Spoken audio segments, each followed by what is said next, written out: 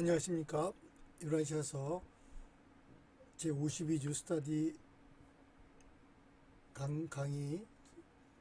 오늘은 제11편으로 최상 존재라는 제목으로 말씀을 드리겠습니다. 먼저 이 발표 전체가 다룰 범위를 간단히 소개하겠습니다. 오늘 발표에서는 유라시아서가 최상 존재라는 개념을 통해 신성을 어떻게 이해하는지를 살펴보고자 합니다. 최상 존재는 제105편부터 제118편에 걸쳐 신과 실체를 다루는 부분에서 집중적으로 서술되며 특히 115편, 116편, 117편이 이 개념을 정면으로 다룹니다. 이 발표는 최상 존재가 어떤 방식으로 정의되고 파라다이스 삼일체와 어떤 관계를 맺으며 창조자와 창조체의 경험이 어떻게 그 안에서 통합되는지를 순서대로 짚어보려고 합니다. 유란시아서는 이 개념을 한 번에 정의하지 않고 여러 편에 걸쳐 조금씩 층을 쌓아가며 설명하기 때문에 본 발표도 그 순서를 그대로 따라가는 편이 이해에 도움이 될 것입니다. 먼저 최상존재가 서 있는 형이상학적 기초를 살피고 이어서 대우주 안에서 작동하는 전능 최상위의 국면을 다루며 마지막으로 최상 하나님의 본질과 성장 그리고 궁극과의 관계까지 이어가겠습니다. 신학적 사변이 아니라 본문이 실제로 서술하는 개념 구조를 순서대로 따라가는 방식으로 진행하겠습니다. 슬라이드 각각 하나에는 해당 본문의 편장절 번호를 표시해 두었으니 필요하신 분은 발표 후 원문을 직접 대조해 보실 수 있습니다. 발표 순서는 본문의 논리적 전개를 그대로 따랐으므로 중간에 개념이 낯설게 느껴지더라도 끝까지 따라오신다면 전체 그림이 맞춰질 것입니다. 이제 최상존재라는 개념이 유란시아 전체 신관에서 어떤 자리를 차지하는지부터 짚어보겠습니다. 유란시아서의 신관은 단층적이지 않습니다. 본문은 영원하고 실존적인 파라다이스 삼일체와 더불어 시간 속에서 성장하는 신인 최상존재를 별도로 서술합니다. 이 구분이 필요한 이유는 명확합니다. 완전하고 무한한 창조자가 왜 불완전하고 미완성인 세계를 통해 일하는가라는 질문에 답하기 위해서입니다. 최상존재는 바로 이 물음에 대한 유란시아 특유의 응답입니다. 신은 절대적 차원에서는 이미 완전하지만 유한한 창조세계 안에서는 창조자와 창조체의 경험이 축적되며 함께 성장하는 신성 또한 존재한다는 것입니다. 이는 신을 하나의 고정된 실체로 보기보다 서로 다른 수준에서 서로 다른 방식으로 현존하는 다층적인 실체로 보는 관점이라고 할 수 있습니다. 이 개념은 단순히 하나의 부수적 교리가 아니라 본문 전체에서 진화, 성장, 시간, 완성이라는 핵심 주제들을 하나로 묶는 축으로 기능합니다. 이어지는 슬라이드에서는 이 최상존재가 어떤 형이상학적 구조 위에 서 있는지부터 차례로 살펴보겠습니다. 오늘 다룰 개념들은 서로 독립적이지 않고 앞선 논의를 전제로 이어지므로 순서를 놓치지 않고 따라오시면 전체 구도가 자연스럽게 드러날 것입니다. 특히 형이상학적 기초를 다루는 앞부분이 다소 추상적으로 느낄 수 있는데 이는 뒤에 이어질 최상존재의 인격적 정의를 이해하기 위한 필수적인 단계임을 미리 말씀드립니다.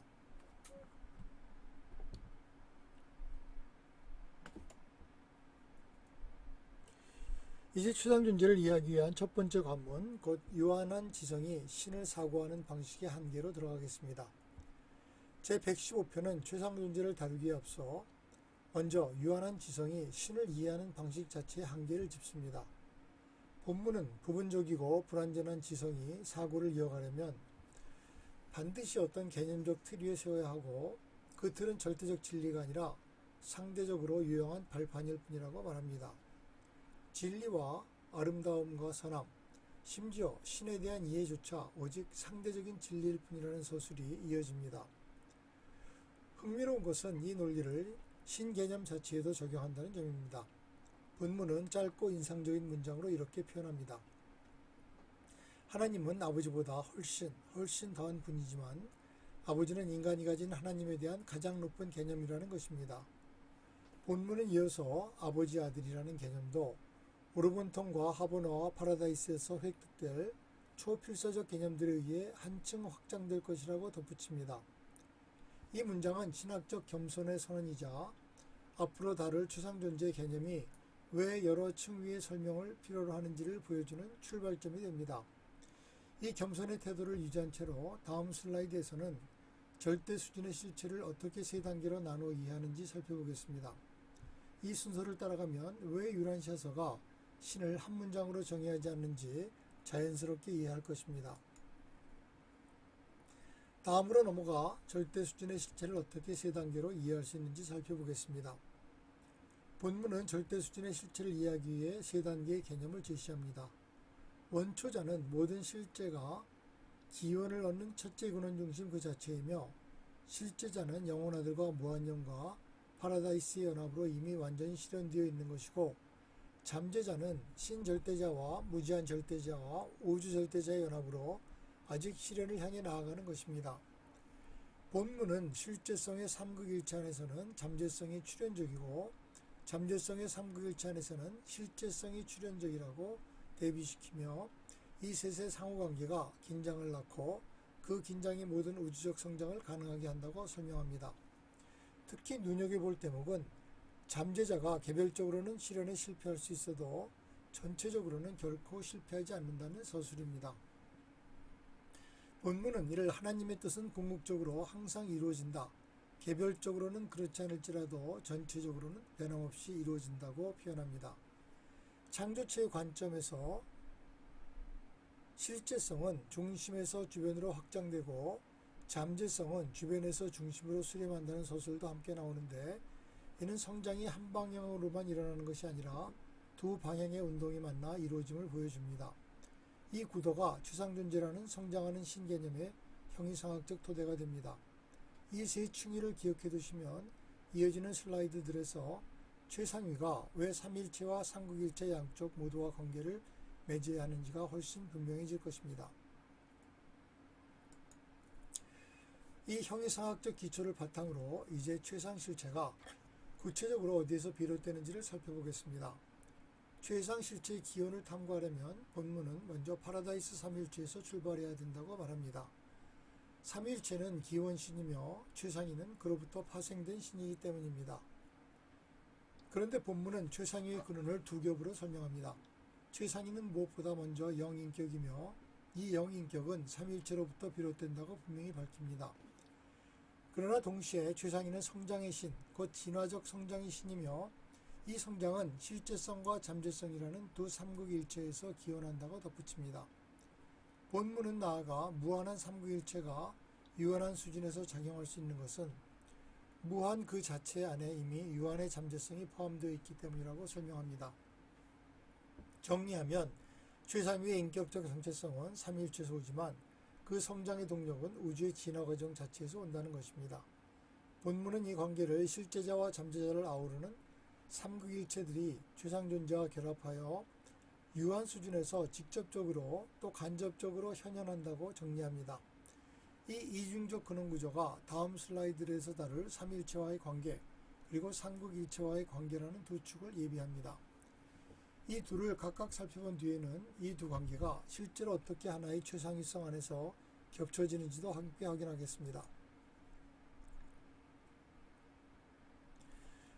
이어서 최상위와 삼일체의 관계, 특히 의존의 방향에 대해서 다루겠습니다. 다섯째 장은 최상위와 파라다이스 삼일체의 관계를 다룹니다. 핵심은 의존의 방향입니다. 본문은 최상존재가 자신의 인격적이며 영적인 본성의 실체를 위해 파라다이스 삼일체의 존재와 활동에 절대적으로 의존한다고 명시합니다. 삼일체는 완전하고 무한한 안정성의 절대적 중심으로 늘 그 자리에 머물러 있고, 최상위의 진화적 성장은 그 중심을 축으로 점진적으로 펼쳐진다는 것입니다. 본문에 이어서 삼일체의 기능이 최상위성의 기능 수준을 포함한 모든 전체적 수준에서 작동한다고 덧붙이며, 삼일체가 최상위와 무관하게 저 멀리 떨어져 있는 존재가 아님을 분명히 합니다. 다만 이 관계가 정적인 상하 구조로 고정되어 있는 것은 아닙니다. 본문은 하보나 시대에 초우주 시대로 이행하면서 직접적 창조자로서의 삼일체의 식별 가능한 활동이 점차 파라다이스 신들의 자녀들이 담당하는 창조 행위의 자리를 내준다고 설명합니다. 즉 근원은 고정되어 있으나 그 근원이 작동하는 방식은 우주의 시대에 따라 변화합니다. 이는 삼일체가 배후로 물러난다는 뜻이 아니라 삼일체의 안정성을 바탕으로 그 자녀들이 전면에서 창조활동을 이어받는다는 뜻으로 읽어야 합니다.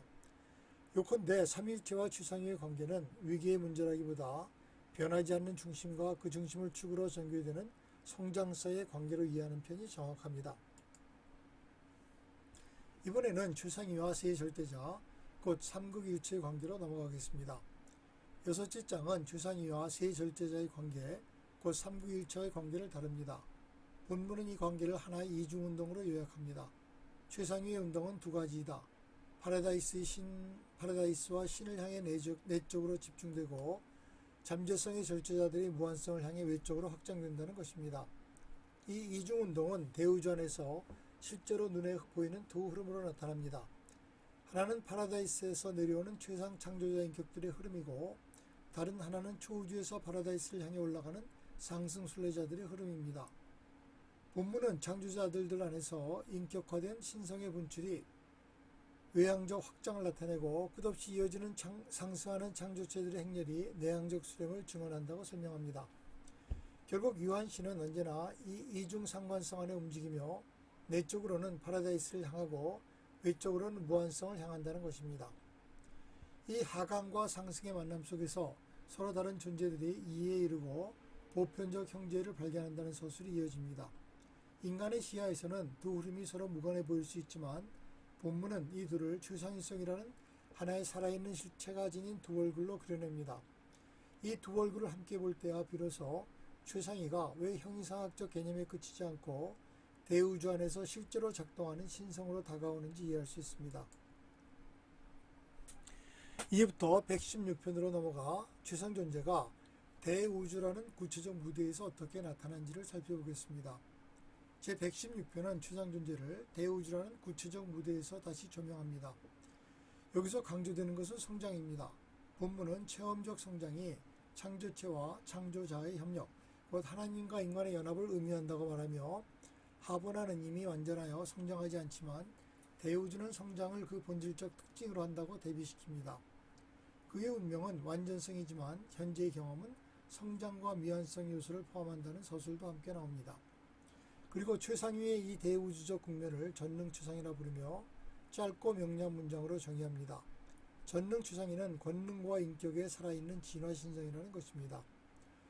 본문은 나아가 최상존재가 중앙우주에서는 일시적으로 영인격으로 기능하고 대우주에서는 2차적으로 권능의 인격, 곧 전능 하나님으로 기능한다고 구분합니다. 주우주 전체에서는 세 번째 기능, 아직 잠재 상태로만 존재하며 그것이 무엇을 드러낼지는 아무도 모른다고 솔직하게 서술합니다. 일부에서는 초우주들이 빛과 생명 속에 정착할 때 최상위와 대우주의 체험적 주권자로 기능하리라 추측하지만 본문은 이 부분에 대해 확언을 유보합니다. 이러한 유보적 태도 자체가 최상위가 여전히 성장하는 신이며 그 완성이 아직 미래 세계에 놓여있음을 다시 한번 확인시켜줍니다. 이어서 최상위의 권능과 인격이 어떻게 하나로 견합되는지를 최상마음이라는 개념으로 살펴보겠습니다. 제116편 첫 번째 장에는 최상위의 권능과 인격이 어떻게 하나로 결합되는지를 최상마음이라는 개념으로 설명합니다. 본문은 이 결합이 느슨한 속성들의 연합이 아니라 하나로 통합된 인격적 신성의 결과로 가져올 것이라고 말하며 더 넓은 관점에서 보면 전능자밖에 따로 존재하는 최상위는 없고 최상위밖에 따로 존재하는 전능자도 없다고 단언합니다. 물리적 권능의 잠재성은 7 최상 동력 감독자에게, 마음의 잠재성은 7 주영에게 맡겨져 있다는 역할 분담도 함께 서술됩니다. 특히 인상적인 것은 마음의 지혜에 관한 서술입니다. 본문은 육체는 완성된 성장에 도달할 수 있고 영은 완전한 발전을 성취할 수 있지만 마음은 결코 진보를 멈추지 않는다고 말합니다. 이 문장은 최상위가 왜 체험적 신인지 그리고 왜 마음 성취의 완성에 결코 도달하지 않는지를 압축적으로 보여줍니다. 마음이야말로 끝없는 전진을 가능하게 하는 체험적 기법이라는 것입니다. 본문은 이 최상 마음이 대우주 전체에서 이미 활발하게 활동하고 있으면서도 주우주 기능에 이르는 광대한 잠재적 운명을 지니고 있다고 덧붙이며 이것이 최상위성 가운데 인간이 가장 적게 알고 있는 측면이라고 솔직히 인정합니다. 이 솔직함은 유라인샤서 전체의 서술 방식과도 맞닿아 있는데 알 수 없는 것을 안다고 주장하지 않고 아는 것의 경계를 분명히 그어두는 태도로 할 수 있습니다. 이제 최상위의 위치를 가장 잘 보여주는 7중 하나님 구도를 살펴보겠습니다. 7중 하나님은 필사자가 신을 만나는 7단계의 순서를 제시하는 유라인샤서 특유의 구도입니다. 필사자는 무한한 신에게 단번에 도달하는 것이 아니라 점점 더 가까운 존재들을 차례로 만나면서 나아간다는 것이 이 구도의 핵심입니다. 본문은 그 순서를 창조자 아들, 예적부터 늘 계신 이들, 7 주영들, 최상존재, 공동행위자, 영원아들, 우주아버지로 나열합니다. 여기서 중요한 것은 앞의 세 수준이 최상 창조자들이고 뒤의 세 수준은 파라다이스 신들이라는 점이며 최상위는 그 사이 정중앙에 자리합니다. 본문은 최상위가 파라다이스 삼일체의 체험적 영인격화이자 파라다이스 신들의 창조자 자녀들이 이룬 진화하는 전능 권능의 체험적 초점으로서 언제나 그 사이에 계시한다고 설명합니다. 필사자의 논리로는 앞의 세 수준이 재통합되면 뒤의 세 수준과 같아질 것 같지만 본문은 그렇지 않다고 분명히 선을 긋습니다. 파라다이스 신은 실존적 신이고 최상 창조자들은 체험적 신의 권능을 표현하는 존재이기 때문입니다. 그리고 이 구도를 압축하는 문장으로 최상 존재는 7 초우주에 대한 그리고 현재 우주 시대를 위한 신의 최대 계시라고 정의합니다. 즉 최상위가 유한한 창조체가 무한한 신에 이르는 여정에서 실제로 접근 가능한 중심 접점이라는 것입니다. 이 접점이라는 위치야말로 최상위가 왜 여러 우주적 존재들 사이에서 특별한 관심이 되는지를 설명해 줍니다. 이어지는 두 슬라이드에서 이 접점이 파라다이스 신들과 최상 창조자들 각각과 어떻게 실제로 연결되는지를 조금 더 구체적으로 들여다보겠습니다. 다음으로 파라다이스 신들이 대우주 안에서 최상위를 통해 작용하는 세 가지 통로를 살펴보겠습니다. 제116편 세 번째 장은 파라다이스 신들이 대우주 안에서 최상위를 통해 작용하는 세 가지 통로를 제시합니다. 첫째는 셋째 근원 중심의 마음 초점화로 공동행위자의 마음 현전이 에너지와 영의 유한 영역을 결속시킵니다. 이는 지역우주의 창조적 영으로부터 초우주의 반사형들을 거쳐 대우주의 주형들에 이르기까지 일관되게 작용된다고 서술됩니다. 둘째는 둘째 근원 중심의 인격 계시로 영혼아들과 그 아들들의 증여적 성육신이 창조자의 신성한 본성을 창조체의 본성과 실제로 융합시킵니다. 본문은 이 대목에서 특히 인상적인 문장을 남깁니다. 신성이 인간과 같아질 때 그 관계 속에서 인간이 신성해질 수 있는 가능성이 내재한다는 것입니다. 셋째는 첫째 근원 중심의 내주 현전으로 아버지의 단편, 곧 필사 인간이 안에 생각 조절자가 진화하는 창조체를 파라다이스의 하나님과 실제로 통합시킵니다. 이 세 통로가 합쳐져 파라다이스 신들이 시간 속의 진화에 참여하는 구체적 방식을 이룹니다. 본문은 이러한 방법들과 수많은 다른 방식으로 파라다이스 신들이 시간 속에서 전개되는 진화에 참여하며 이 진화가 결국 모든 진화의 최상 인격적 결과의 출현으로 절정에 이른다고 마무리합니다. 이 세 통로를 되짚어 보면 마음과 인격과 내주 현전이 각기 다른 층위에서 작동하면서도 결국 한 방향, 곧 최상위의 성장이라는 하나의 결과로 수렴하고 있음을 확인할 수 있습니다. 이제 전능 최상위와 최상 창조자들 사이의 실무적 관계로 넘어가겠습니다. 제116편 마지막 장은 전능 최상위와 최상 창조자들의 실무적 관계를 다룹니다. 본문은 최상 전체의 통일성은 유효한 부분들의 점진적 통합에 달려있다고 전제한 뒤 최상의 실체화가 바로 이런 요소들 곧 우주의 창조자와 창조체와 지성과 에너지의 통합에서 비롯되고 그 통합을 산출한다고 설명합니다. 최상위의 주권이 시간 속에서 전개되는 이 시대 동안 전능 최상위의 권능은 7중 하나님의 신성행위들에 여전히 의존한다는 점도 함께 감조됩니다. 이 시기에는 추상존재와 공동행위자 그리고 그의 주요 인격들인 일곱 주영들 사이에 특별히 밀접한 관계가 있다고 서술되며 특히 일곱째 주영이 추상을 대변하고 그와 개인적으로 접촉한다는 대목이 눈에 띕니다. 본문은 초우주 창조 계획이 투사되던 초기에 마제스턴이 출현하여 그때부터 추상마음의 우주적 현존을 계속 초점하여 왔다고 덧붙입니다. 이로써 추상 위의 권능은 추상적 원리가 아니라 구체적 인격들의 협력을 통해 실현되는 과정임이 드러납니다. 본문은 이 장을 마무리하며 일곱째 주영이 오르번턴 전체를 감독하는 가운데 반사형들을 계속 살피는 역할을 맡고 있다고 덧붙여 추상 위의 권능이 실제 행정체계 속에서 어떻게 구현되는지를 보여줍니다. 지금까지 살펴본 제116편의 논의를 종합하면 전능 추상인은 추상적 원리라기보다 최상마음과 칠중 하나님과 최상 창조자들이라는 구체적 체계를 통해 실제로 작용하는 신성임을 알 수 있습니다. 이제 추상존재의 본질을 가장 밀도 있게 정의하는 117편으로 넘어가겠습니다. 제117편은 추상존재의 본질을 가장 밀도 있게 정의하는 편입니다. 첫 문장부터 본문은 여러 층위의 정의를 겹겹이 샀습니다. 추상존재는 물리적 조화의 아름다움이요 지적 의미의 진리요 영적 가치의 선함이며 진정한 성공의 달콤함이자 영원한 성취의 기쁨이라고 서술한 뒤 이어서 다음과 같이 요약합니다. 그는 대우주의 대원이자 유한우주의 의식이며 유한 실체의 완성이며 창조자 창조체 경험의 인격화라는 것입니다.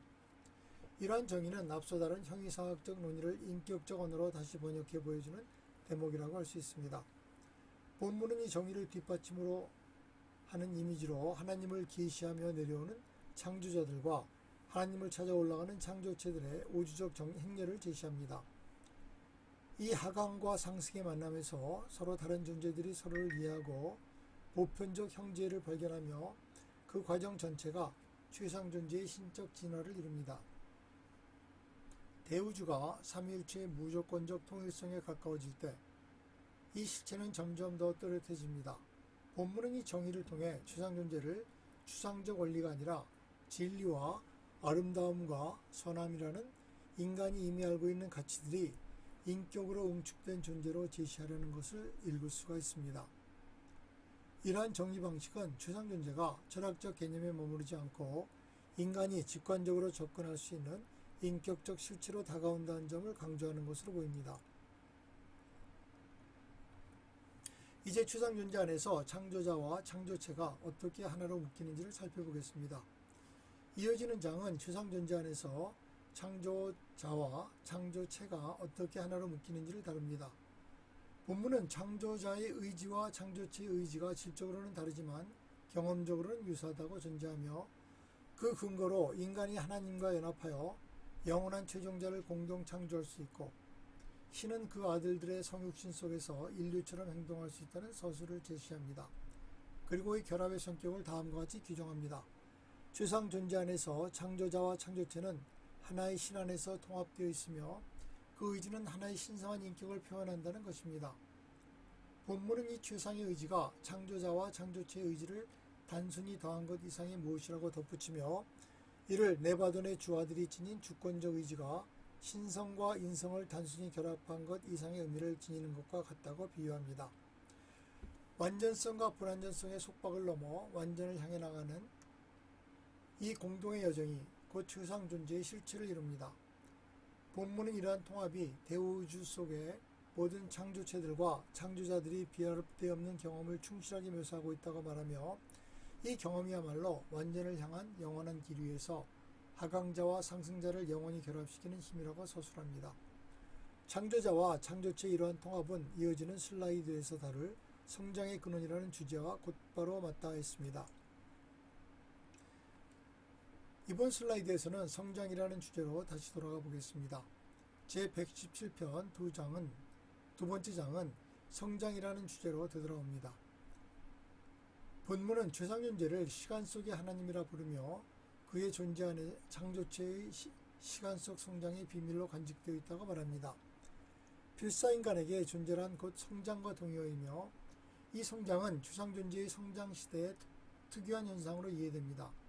흥미로운 대조로 본문은 삼일체에 포용된 존재들, 예컨대 창조체 삼일체와 아들들은 인격과 마음과 영의 자질을 지니면서도 상승자들처럼 성장하지 않는다는 설명을 합니다. 그들은 경험과 그 기억을 가지되 이미 완성된 다음 시대에 속한 존재로 이해되기 때문입니다. 이 대조를 통해 본문은 추상존재의 불완전성을 오히려 그 하나의 덕목으로 재해석합니다. 본문의 표현을 그대로 옮기면 비어있음에도 덕목이 있으니 그것이 경험적으로 채워질 수 있기 때문이라는 것입니다. 불완전함이야말로 성장이 일어날 수 있는 자리라는 뜻입니다. 본문은 이 대목에서 추상존재의 성장이 언젠가 끝날 것이며 그때 창조체의 진화도 함께 끝날 것이라고 서술하면서도 그 이후 외부 공간에서 일어날 성장은 현재와는 사뭇 다른 형태일 것이라고 여지를 남깁니다. 이 대목은 추상존재의 성장이 무한히 지속되는 것이 아니라 언젠가 완성에 이르는 과정임을 상기시키며 완성 이후의 세계에 대한 서술은 조심스러운 추측의 형태로만 제시됩니다. 이제 인간 개개인의 결정이 추상존재의 성장과 어떻게 맞물리는지 구체적으로 살펴보겠습니다. 본문은 인간 개개인의 결정이 추상존재의 성장과 어떻게 맞물리는지를 명확히 서술합니다. 앞서 115편은 이렇게 말한 바 있습니다.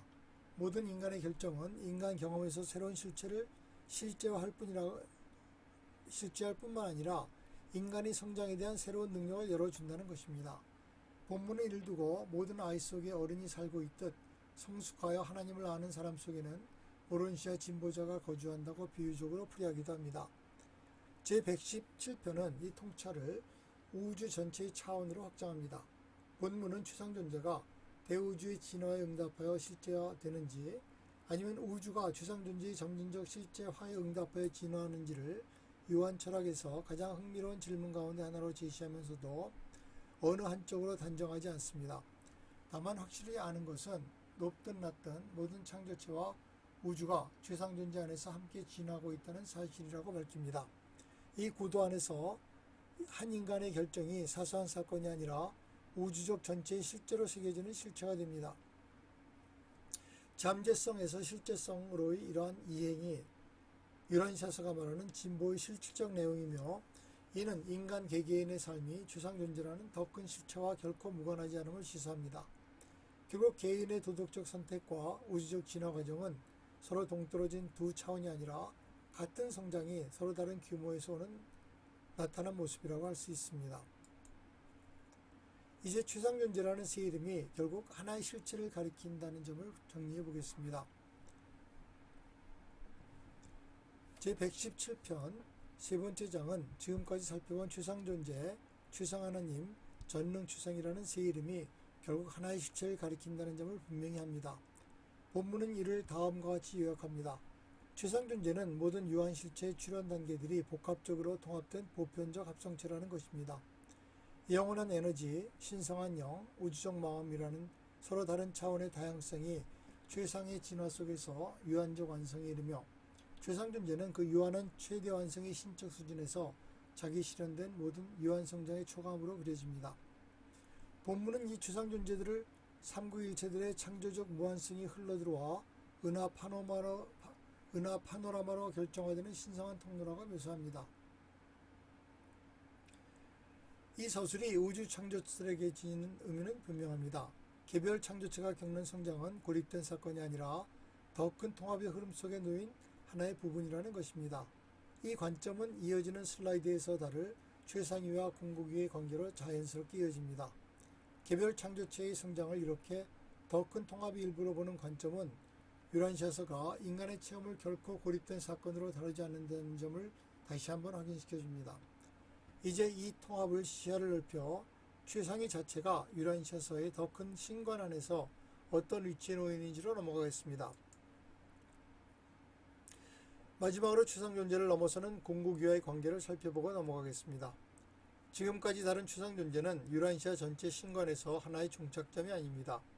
제118편은 신의 여러 본성을 나열하며 최상위를 신의 여러 본성 가운데 하나로 자리매김하는데 아버지를 자존적 자아로, 아들을 공존적 자아로, 영을 공동 존재적 자아로 부른 뒤 추상위는 진화적 경험적 자아라 부르고 그 너머의 공고기를 초월 사적 경험적 자아라고 부릅니다. 본문은 이 둘의 관계를 상호 필수적인 것으로 설명하며 최상위 역시 공국의 최선적 수련에 필수적이라는 것입니다.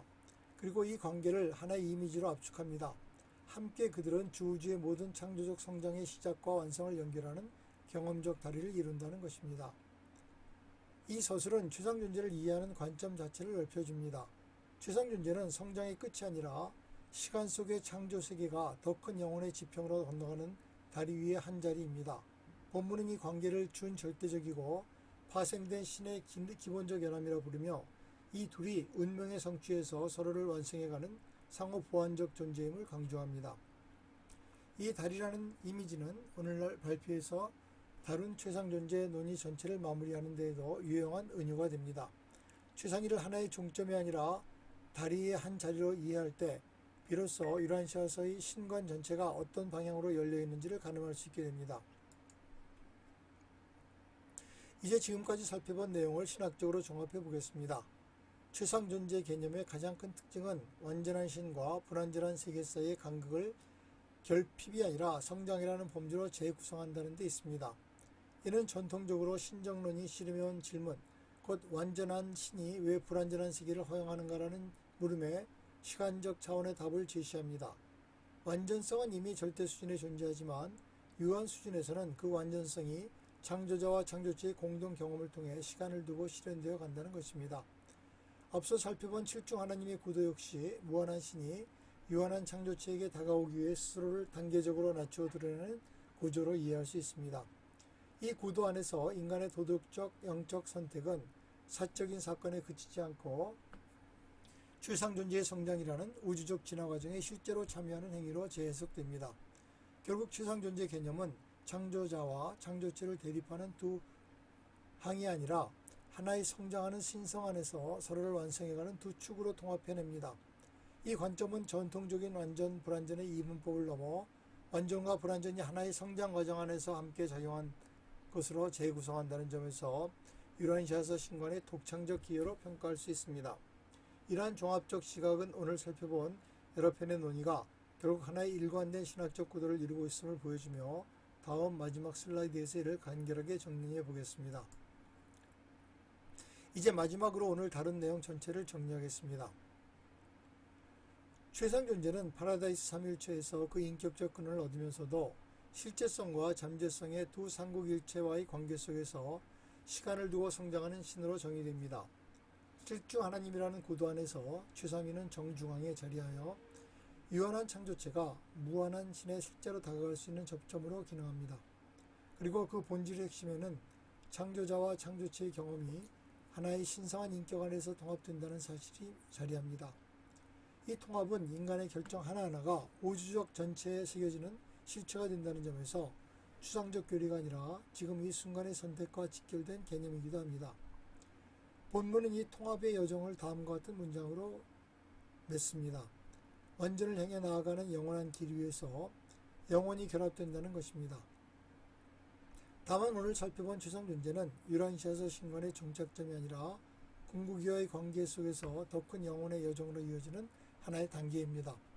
이 발표가 다룬 형이상학적 기초와 대우주적 국면과 본질적 정의는 결국 유한한 인간이 무한한 신에게 어떻게 실제로 다가갈 수 있는가라는 오래된 물음에 유란시아서가 내놓는 하나의 정교한 응답이라고 할 수 있습니다. 최상존재라는 개념을 통해 우리는 완전함을 향한 여정이 결코 인간 혼자만의 몫이 아니라 창조자와 창조체가 함께 짊어지는 우주적 과업임을 확인하게 됩니다. 이쯤에서 발표를 마치겠습니다. 고맙습니다.